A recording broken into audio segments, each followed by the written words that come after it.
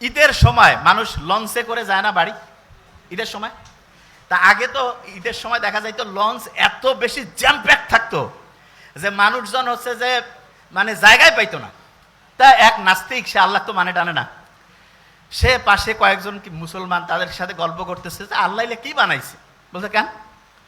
বলছে দেখো তো এই যে বড় বড় যে চায়না, জাপান, আমেরিকা, এরা যে বড় বড় এরকম জাহাজ, তারপরে হচ্ছে যে এরকম ফেরি, বড় বড় বিমান টিমান যে বানায়, এগুলো দেখা যায় যে ওই বিভিন্ন ফ্যাক্টরির মধ্যে তৈরি করে আলাদা আলাদা পার্টস থাকে, তারপরে সেই পার্টসগুলো এসে এক জায়গায় জোড়া দিয়ে একটা জায়গায় সুন্দর করে চলতে থাকে। তা বলছে এটা তো করে।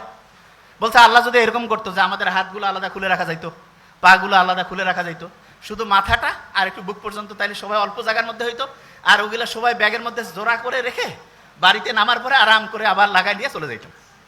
তা নাস্তিকের এই কথা শুনে কে আর কি কবে, সবাই কাছে আসলে আল্লাহ ধ্বংসই করে দিছে। ফজরের ওয়াক্তর সময় সেই নাস্তিক ঘুম থেকে উঠছে, উঠার পরে আশেপাশে যে আছে সবাইকে ডাকতেছে, ডাকার পরে বলতেছে ভাই আমাকে উজু করার সিস্টেম শিখাই দাও। বলছে কেন? কয় ভাই আমি যা করছি জীবনে বড় ভুল করছি, এখন আমাকে ঠিক হওয়া লাগবে। কেন, কি হয়েছে?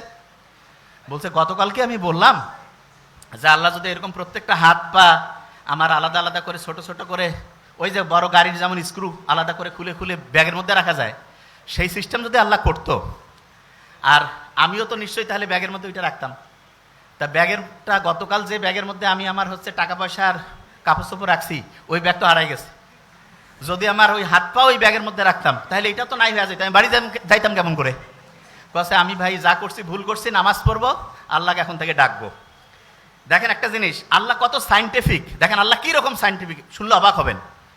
আমাদের একজনের হাত, একজনের পা, একজনের চোখ, কান আপনি চাইলেই কেটে আরেকজনকে লাগাই দিতে পারবেন না, যে ভাই এটা আবার কেমন কথা? হ্যাঁ, আপনি চিন্তা করেন তো, এই যে কালা জাহাঙ্গীর, পিস্তল, রাইফেল, কত নামের অনেকজনকে পাওয়া যায় না?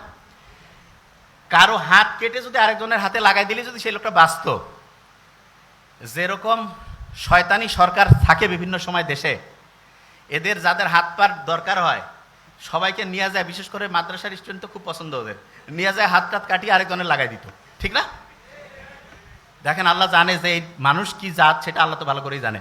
এই জন্য আল্লাহ এমন সিস্টেম করছে, হ্যাঁ আপনার হাত পা চোখ শরীরের বিভিন্ন অংশ ট্রান্সফার করা যাবে, ট্রান্সপ্লান্ট করা যাবে, কিন্তু সেইটার জন্য টেস্ট করা লাগবে। এবং সবচেয়ে ভালো হয় হচ্ছে দেখা যায় সাধারণত যার সাথে রক্তের এবং অন্যান্য গ্রুপগুলো ম্যাচিং হয় তাদের জন্য ভালো হয়। তাই এইটা সাধারণত আত্মীয় স্বজন, নিজের ফ্যামিলি বা কাছের সম্পর্কের যাতে তাদের ভালো হয়, অন্যরাও হইতে পারে, তবে টেস্ট না করে যদি লাগাই দেন, যেই লোকটা বাঁচার কথা ছিল 6 মাস, সে দেখা যাবে যে 6 সপ্তাহে মরে গেছে। বুঝতে পারছেন আমার কথা? দেখেন আল্লাহ কি সাইন্টিফিক্যালি অ্যারেঞ্জ করছে জিনিসটা, আল্লাহ বানাইছে এই শরীরটা। অনেকে বড় বড় বিল্ডিং, কম্পিউটার এগুলো দেখে মনে করে ওরে বাপরে বাপ কি জিনিস বানাইছে। আপনি শুনলে অবাক হবেন, আপনার এই যে হাতের মধ্যে যে একটা ছোট্ট কোষ আছে না, কোষ, সারা পৃথিবীতে যত সম্পদ আছে এখন সবগুলো যোগ করে একটা কোষ বানাইতে পারবেন, একটা কোষ। বুঝেন নাই তো?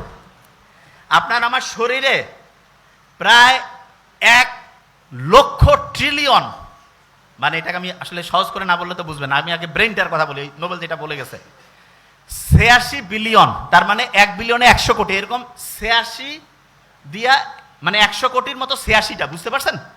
এইরকম শুধু এই যে খুলির মধ্যে আছে, আর সারা শরীরের কথা বাদে দেন, এই খুলির মধ্যে যেটা আছে তার একটা কোষ বিজ্ঞানীরা যত টাকা পয়সা আছে সবগুলো খরচ করে বানাইতে পারবে না, এখন পর্যন্ত চিন্তাই করা যায় না।